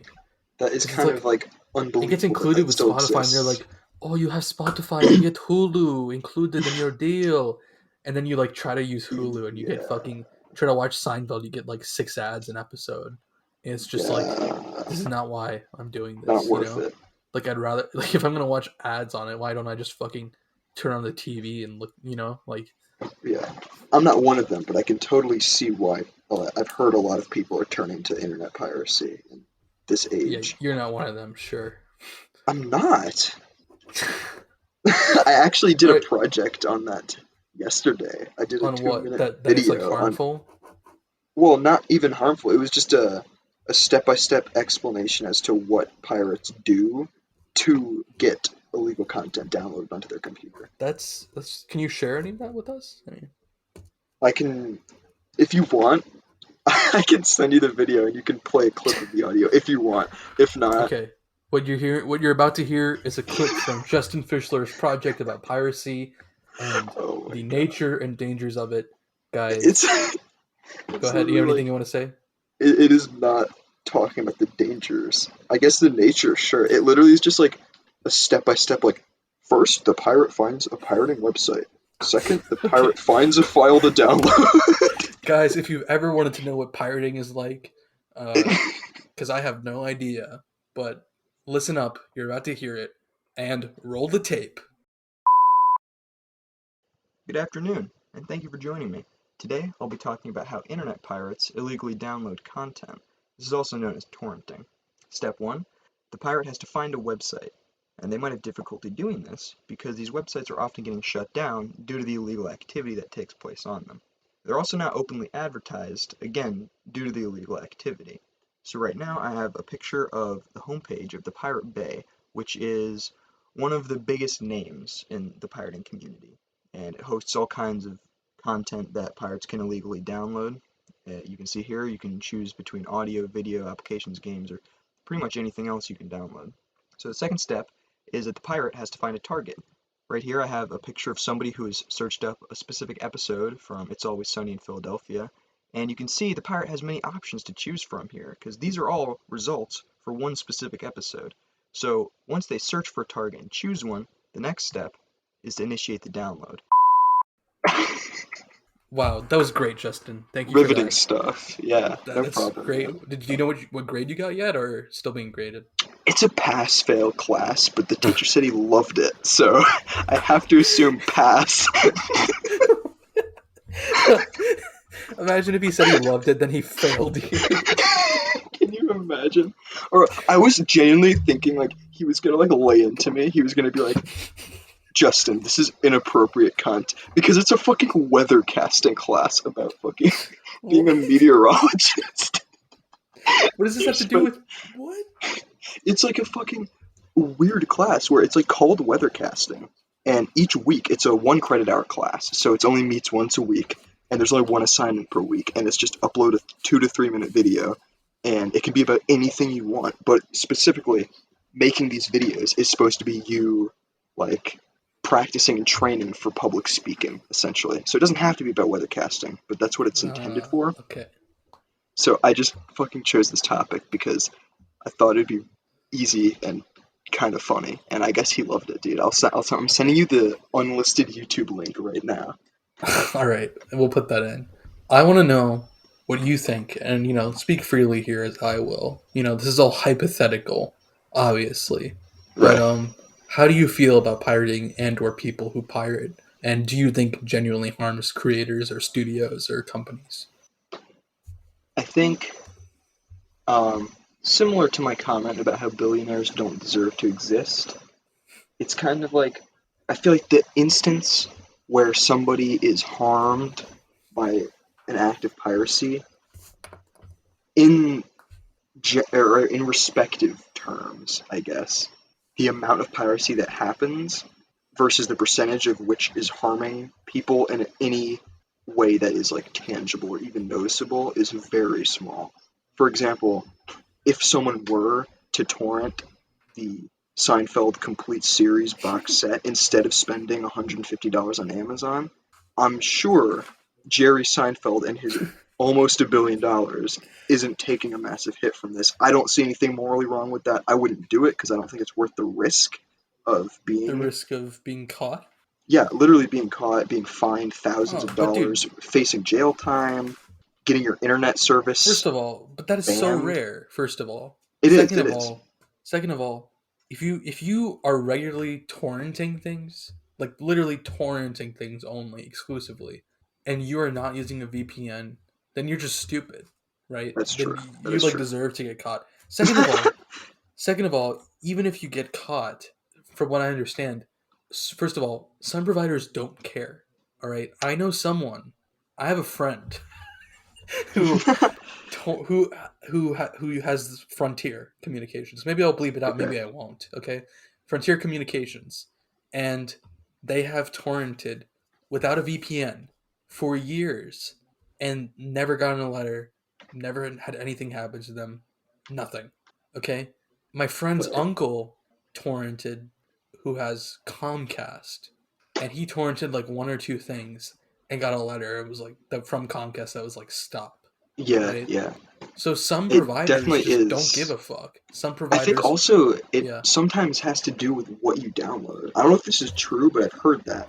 Because like some of it is like watched more often or something, or it's like sought for. I'm not sure Well, I exactly. think there are like anti-piracy things. Like for example, like if a DVD comes out of Tenet, let's say, probably Right. like a Blu-ray DVD, I would imagine have the highest priority of these things. Some of those that, from what I understand, have like anti-piracy things in the disc where if you try to rip it, it will be, like you said, easier to track or something like that by people who are Right. like part of the anti-piracy committee or whatever. But also, like, I don't know about you, but I've never heard or read about anyone who's gone to jail for pirating. I mean, I know you mentioned something like that, but what are the chances? You would have to be, first of all, you would have to be pirating, I would imagine, gigabytes and or terabytes of content for it to be jailable. And That's true. I and guess I haven't heard of it either. from It's what just I like on the also warning before movies, it says up to yeah, 5 years of jail time. and from what I I don't know. understand, like it's less about pirating a movie. Like if you're pirating, okay, if you're like, I don't want to support the Marvel movies, but I still want to see them, for example, right? Just as an example, and you're Right. pirating every Marvel movie that comes out, right? That's like 20, let's say 20 movies, okay, over the course Right. of 10 years. A, you're probably not going to get caught. B, if you do get caught, from what I understand, is your provider will warn you probably like 3 or 4 times. Then you'll maybe get fined. You know what Right. I mean? Like for it to be a crime of jailable slash large sums of money, you have to literally be distributing it. You'd have to be the Yeah. people who Yeah. run Yeah. the pirate bay. You know what I mean? Like, For sure. It's like you're yeah, you're distributing it, like you said. It's just yeah. replicating and like making a profit from it. Probably like Now, hundreds of am thousands I of. advocating for piracy on this public podcast on the internet? Hell no. All right, do not pirate, guys. It's horrible. Don't do it. Now, hypothetically, do I think that it's immoral? No. Do I Well, I think was that? gonna say Yeah, earlier is that there are instances where I think it is immoral. For yeah. I mean, example, if there's like a smaller artist, or specifically, yeah, like an indie game, for example, that's like hmm $4 on Steam oh or yeah, something that like just yeah. got greenlit. It's like a fucking like couple that like made this game for like game. I don't know any like game I know what you con mean. things, but Yeah, yeah, there are certain instances where it's like you I are agree. actually harming these people. hmm But like I said, in the grand scheme of piracy, that percentage is like a fraction of a fraction of a minute fucking decimal of a fraction of a percent, you know? Yeah, literally. I think that, and look, if you, some people would even consider watching movies online as piracy, and if that's true, then every person that I know is a pirate. You know what I mean? Like Besides me, everyone. obviously. Oh, come on. I don't even. What are you like referring like streaming? I'm referring to 123movies.com, Soap Okay, Today. right. Well, is that not piracy? I feel like it just is like legally Well, defined as that, isn't it? I mean, I guess it technically is piracy, but also like again the thing with distribution, I think. You know what I That's mean? true. Like That's true. you're all you're doing is accessing a URL on the internet that is public, that is That's on the true. mainstream, that is something that could be Googled if I type in "Coming to America free movie online" and I hit the first one. You know what I mean? Right. Like Right. Right. it's not like Right. I'm going on the dark web and it's like I don't know. I'm It's sure there's like a true. whole legality behind it and all, but or maybe there isn't, but it's in the end it's like you just got to choose who you want to support and who you don't want to support, and other than that you're probably going to be fine no matter what you choose to do, to be perfectly honest. It's true. There's actually this guy. Um, I guess I'm probably not gonna say where I know him from, but Yeah. anyway, he lived in this neighborhood that only had access to one internet provider, and I want to say it was Xfinity, and Mhm. he didn't use a VPN, and he was like fucking torrenting all kind. I think it was Rick and Morty season 3, like when it first came out or something, and like he got caught, and they didn't shut it. Okay, so they sent him 2 warnings, and the third warning was like, or they were gonna say if they send a third warning, it wouldn't be a warning. It would be like they'd shut off his internet. And if they did that, they canceled his provider. There was no other internet that was available in his neighborhood. He would have just been, I guess, up Chocolate Creek Mhm. without a popsicle stick. All right. So I don't know. Be careful. If you Yeah, I mean, intend to do something like that, be careful. yeah. Just be smart about it, And I guess before being careful, the best way to prevent getting caught for piracy is abstinence of piracy. Am I right? Yeah, there you go. But I mean, it is crazy the whole phenomenon of movies online in Yeah, browser, it because you really can watch is.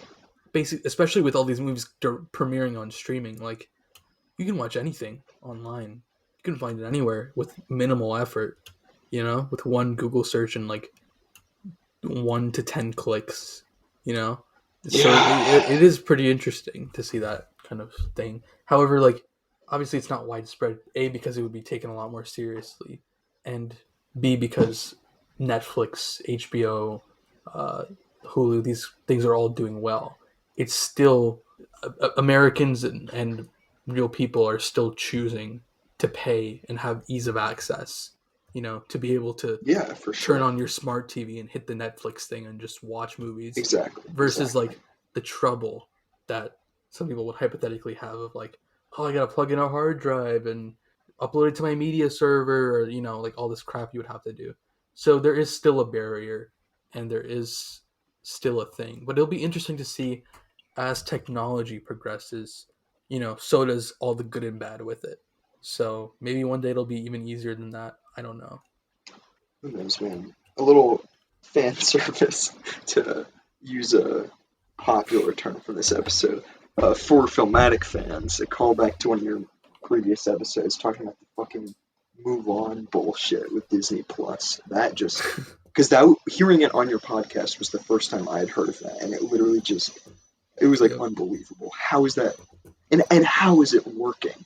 How are these Because people that's the thing. letting this happen? People don't care. They want something that's easy. They'll pay for easiness, Dude, for it's better or worse, and at that especially with the point, Disney crowd.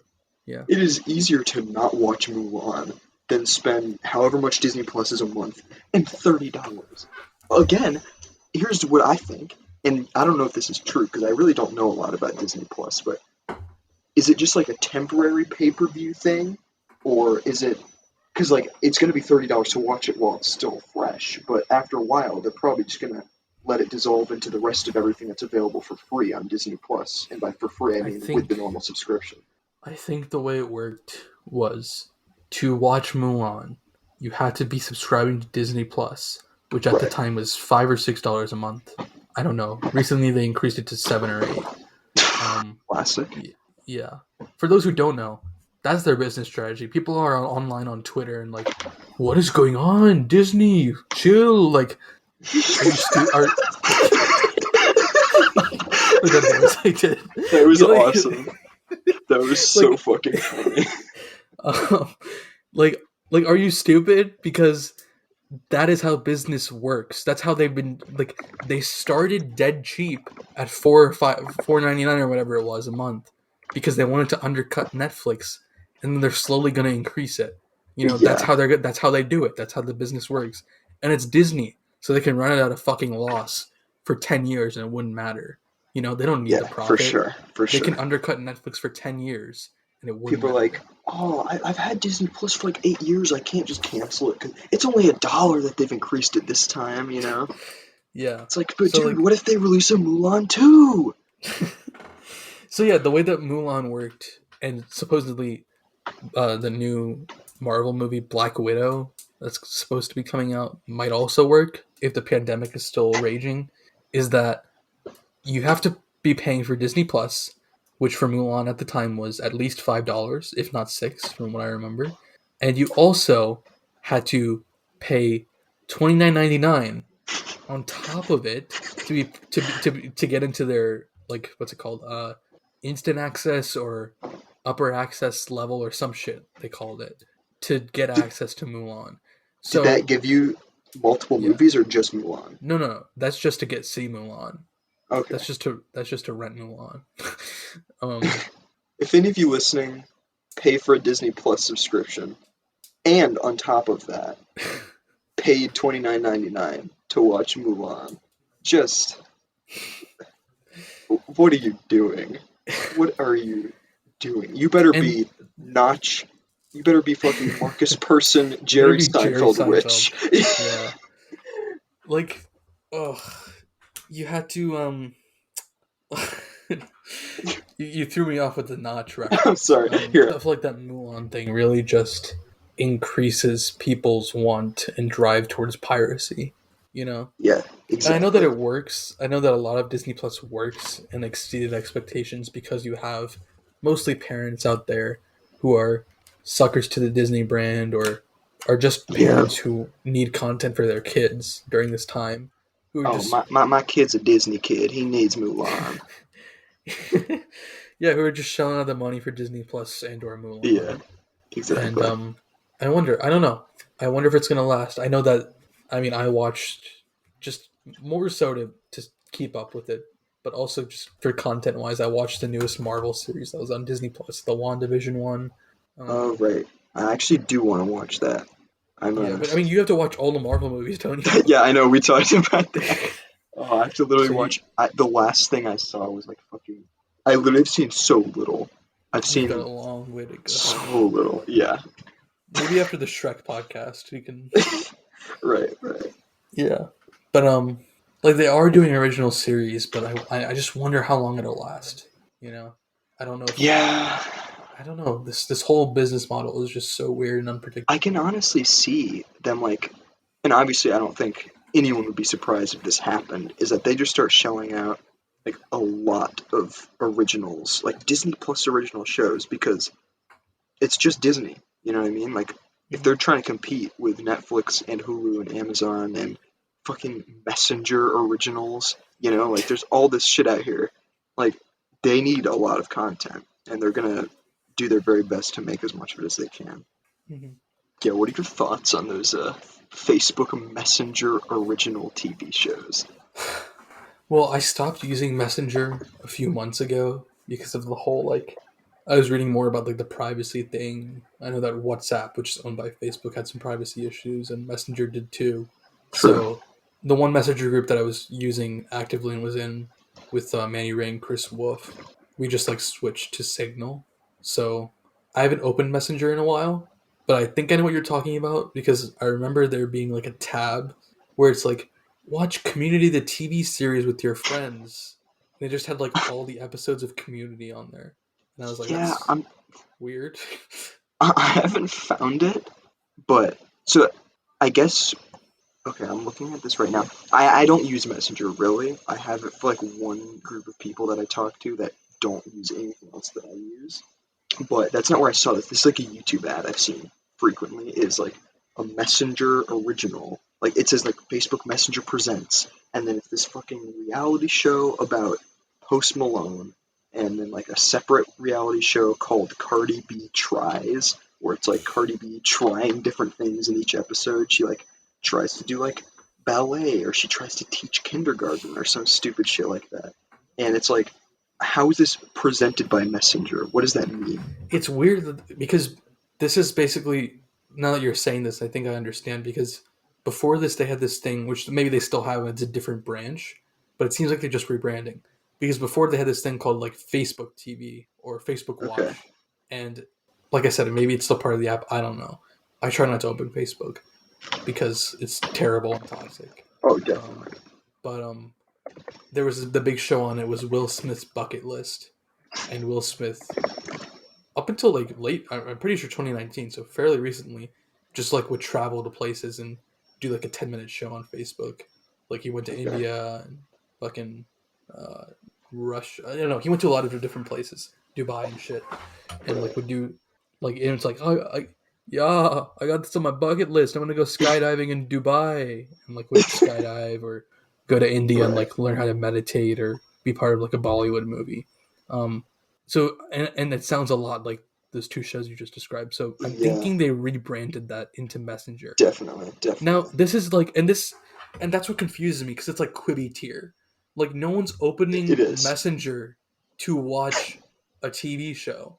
You know, like keep things like it made Yeah. sense. It made some sense being part of Facebook because it's like okay, there's just another form of content you're consuming. You're already consuming content, but it's like I'm opening Messenger to message my grandma, and it's like asking me to watch this Cardi B show. You know what I mean? Like Right. it Yeah. Yeah. doesn't make sense. It's Quibi tier.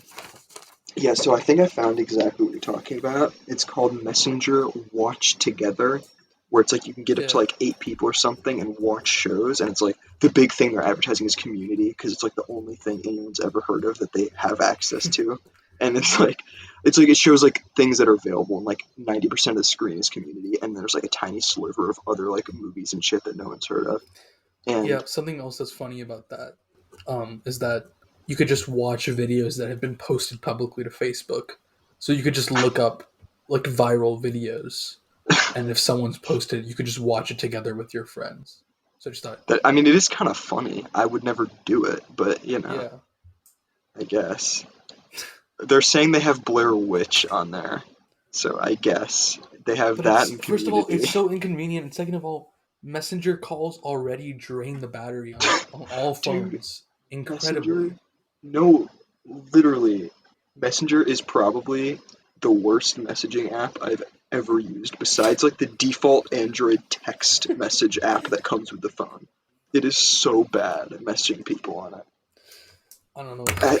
They think they're hot shit with the floating bubble that like appears with each chat that's open, but Everybody wants to be Snapchat, you know?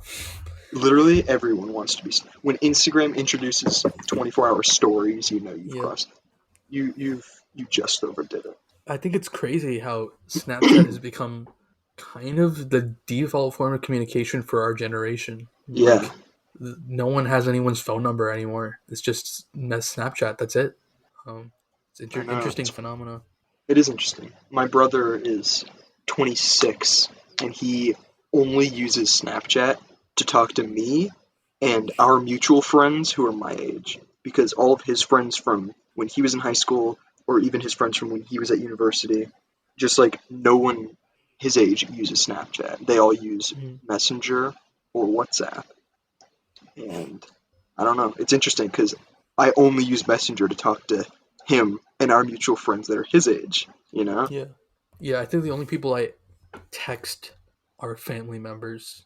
And Oh, for sure. Yeah. I only have text conversations between me, my mom, and my dad. And sometimes with my brother because he's like in a group chat with right. my mom and my dad, you know? It's interesting because excuse me.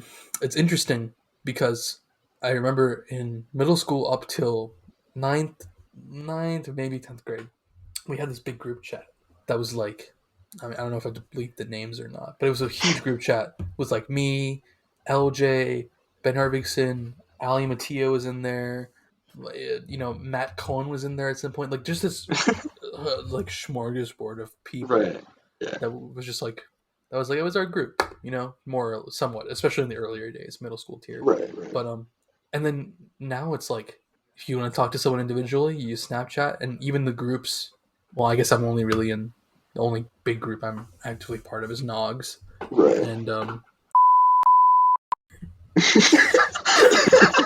You're gonna have to bleep that one, bro. yeah, that was I'm gonna be sorry. bleep, dude. It's too. They aren't ready for it. They can't hear that we're in that group chat. I just exposed myself and said that I'm in it. They can't know that group chat exists. Oh man, Anyway. one day. One day. All right, one day when the podcast is big, we'll let people do their own auditions to get in. Oh. Yeah. We could. Okay, here's what I'm saying. You're gonna have to censor what I'm about to say, but when we do a podcast episode that's like every talk about everyone, it's like we could pass off the group chat as a joke in the episode. But True. I don't know if anyone would ever be ready to hear that that's a real thing.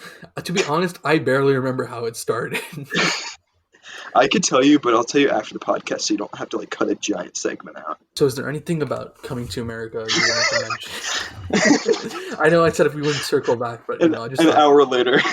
for the one person who's probably still listening for that, I think we pretty much covered it. That otherwise it wouldn't have moved on. No, never mind. Fuck that. Yeah. Here, I just want to say one thing. It really doesn't even open up any comments. I just thought of this. It's like the scene. There was a few scenes when it was like flashback of reusing footage of the original, and you see like this young ass like 20-year-old Eddie Murphy in New York. It just had such a warm feeling. You're like, oh, wow. Yeah. It really is like, if you're a fan of Coming to America, I feel like you have to love Coming to, or at least enjoy it. Everyone, especially if you're a really big fan of Coming to America, you're going to have your fair share of complaints with Coming to, but I feel like you still have to appreciate it, you know what I mean? Like I said, that is the bottom line and the saving, I don't know about saving grace, but it is what makes it, is that it saves it from those, structural problems. Yeah. Is that you can tell the people who made it loved it. Loved the first one and want to pay respects to it. And I said it before, I'll say it again. I am truly excited for more Eddie Murphy content, and I hope he makes more, because this has just reinvigorated that need. Absolutely. Yeah. We could go on and on about other stuff, but that is true. We have. We literally we really have extended the episode. Like I said, there's so much we have to say for the Shrek episode.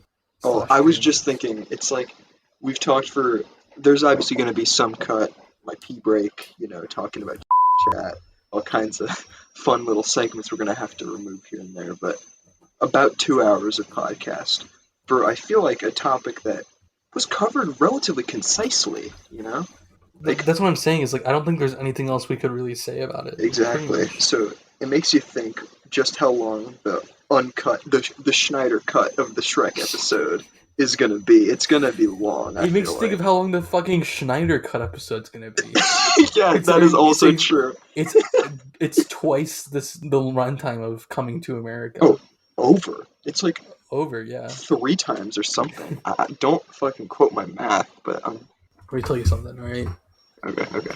It is the Schneider cut is literally 24 quibbies.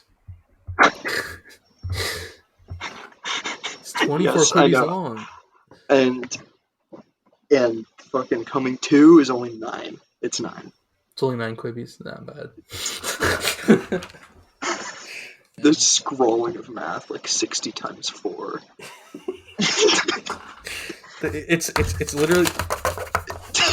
On paper, it sounds good. Is that what people are gonna meme me for now? Saying on paper, dude, it's a classic now. It is. It really is. Insert clip of Matthew McConaughey from Wolf of Wall Street saying on paper. We've covered anything and everything, and Coming to America, guys. We've got some big stuff coming up. We got the Schneider Cut episode coming out. Movie's coming out tomorrow. We're gonna be watching it. We're gonna be doing an episode on it next week. All right, and the following week we have the one, the only Shrek podcast, guys. So keep your eyes peeled. That could literally be 6 hours long. Who knows?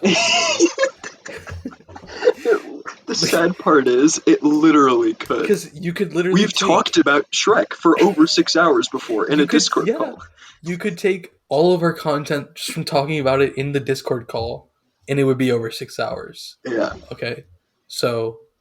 I don't know what to tell you guys. It's crazy. This is an important chapter in Filmatic. I feel like the Schneider Cut episode and the Shrek episode are like 2 of the most influential episodes that are going to be coming out. They're so important. The whole thing I have where it's like season 3 and all that, like that's mostly like symbolic, just because it's like you have to put that in when you publish a podcast. But I think the Shrek podcast would be a good place to make it like a season finale. The same way the Spider-Man trilogy was for the last one. Yeah, exactly. So I think that we might do that, and then kind of take a little bit of a break, and then by a little bit probably, because I really don't think that there has to be like a break, as if we take enough breaks between normal episodes. Yeah, I was gonna say, it's like, wow, we need a breather, guys. There won't actually be a break, but symbolically that will be the end of season 3, I think it is. So yeah, for sure. And then we could do we have plenty of ideas. We could do the Seinfeld one. It was tempting.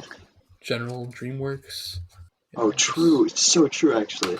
So much. At least in Madagascar. If we don't do DreamWorks, at least Madagascar. At least in Madagascar. So this is the part of the podcast where we sign off. And is there anything that you want to plug, Justin? Anything you're working on? The classic, the plug segment. Oh shit. Just my piracy YouTube video. I'm gonna plug that again, but I'm not sharing the unlisted link, so there's no way for you to access it. They're gonna be hearing a part of it. So, and if you want, I could put the unlisted link in the description. Okay, actually, yes, that's a great idea. We could add there's source links for all of the fucking websites and shit we talk about. We're gonna give the link for the Seinfeld Box-Set Amazon page just in case you want to check it out. We're doing a whole bibliography for this podcast. Yeah. But imagine we could get a ton of views on your project, and you could be show your professor, be like, "Oh, I don't know what happened. A bunch of people watched my YouTube video." He doesn't have access to see how many people have watched it. No, what you do is you make it public, right? And then you say it's been public this whole time. I don't know. I got Dude, 100 views, you know? an explicit rule of uploading it for this class is to make it unlisted. Post like before you upload it, make it unlisted, disable comments and likes and dislikes. Jesus. But I've already uploaded the assignment, so I can just change that. So Yeah. it's going to be unlisted, so you can only listen to it if you listen to this podcast. So that's like an exclusive reason for people to listen. But I'm going to enable likes and dislikes. So guys, be honest. Go Like to or town. dislike it. If you think it's deserving, slap a dislike on this video, man. I Smash need that your like button. subscribe. I have 0 subscribers right now because all of my videos are unlisted. But You just need to slowly start making them all public. yeah. As soon as the class is over, they're all getting publicized, and I'm not joking. Oh my god. I can't wait. Alright, so guys, check that out. Check out the Fish album if you haven't already. I don't know what Oh, that's true. under, but it's somewhere out there. Where is it? Where can they find it? It's on SoundCloud. There'll be a SoundCloud. link. Well, there'll Don't be a link. bother listening to the 3rd album. Just listen to the first 2 and the 4th. I'm literally begging you not to listen to the 3rd album. It's one of my greatest shames being involved in this project. Damn. Alright, well. That's not a roast to Tenzin, the only other person involved. We both are not proud of this album. I think that would be a fun filmatic episode, which would ironically just be about music. But if we could get the Fish gang on here, talk about that. True. That would be good. I'd totally be down for that. Well, I guess it could be technically filmed. Do you have any music videos? Like, no, but I would unironically film one so you could use it in this filmatic episode. Me and Tenzin will direct a music video for Fish. Okay. And then I will talk about it on my own podcast. Dude, that'd be so good. Just to solely just get the Fish podcast episode in there. Definitely. I was just going to say, you're hearing live. I'm currently enabling comments and likes and dislikes on that video. This is monumental, guys. Please hit the link in the description if you would like to be heard. We need this. If we can get 10 likes on this, I would say it's a mission accomplished. Don't you think? Oh, absolutely. That would blow my mind. No. Please, guys, please go out and check out what this is called. It's called MET3940 317 video. How pirates illegally download content on YouTube by Justin Fischler. All right. Yes. Check it out. All right. So check that out. Check out the Catch Up Months in Filmatic. Check out some of the last few episodes. And you have a lot to look forward to in these next coming weeks. So keep tuned. Keep followed at Filmatic Podcast on Instagram. What's your Instagram handle? It's a private account. If you're listening to this and I don't know you and you request to follow me, I'm not going to accept it. And if I do, you're probably already following me. So there's no need to include it. Yeah, just take the fun out of it. Why don't you? Okay, it's at the Fish King. If there was someone new listening to the podcast and they're like, "Oh yeah, that guy seems really cool," you would just deny them.